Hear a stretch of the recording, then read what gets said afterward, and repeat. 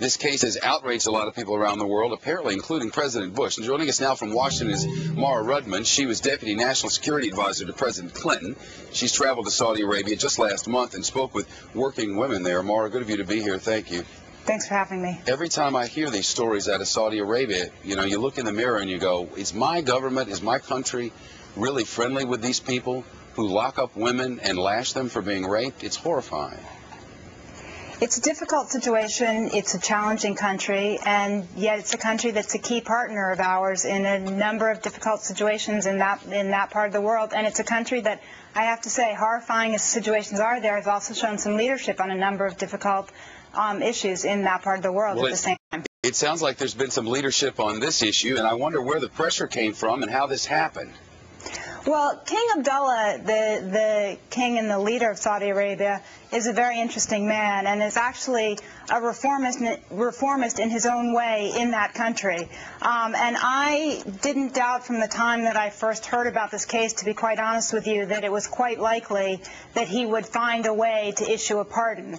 That country is full of its own types of compromises, and his issuance of a pardon in this case is one example of that. Have you seen other examples of Saudi Arabia coming around? Because it just seems like every little story that leaks out makes it sound like otherworldly, you know? There are aspects of that. Listen, the challenge for women living in that country should not be underestimated.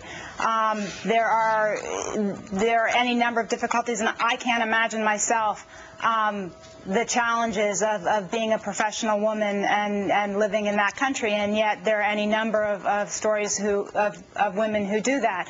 On the other hand, King Abdullah has been impressive in things like moving forward with the Saudi initiative, or the Arab League initiative, which has helped tremendously in moving things forward in the Middle East peace process, and in sending his foreign minister to Annapolis just last month to help to move things forward between the Israelis and the Palestinians, and just today committing $500 million to help the Palestinians in economic development, which is another key component of moving forward the Palestinian-Israeli process, which is not to minimize the serious challenges inside Saudi Arabia, but it's just to point out that there are a lot of complexities to our relationship with Saudi Arabia and to the things that we need the Saudis for and that the Saudis themselves need to do. Complexities indeed. Mara Rudman, good of you to be here. Thanks so much.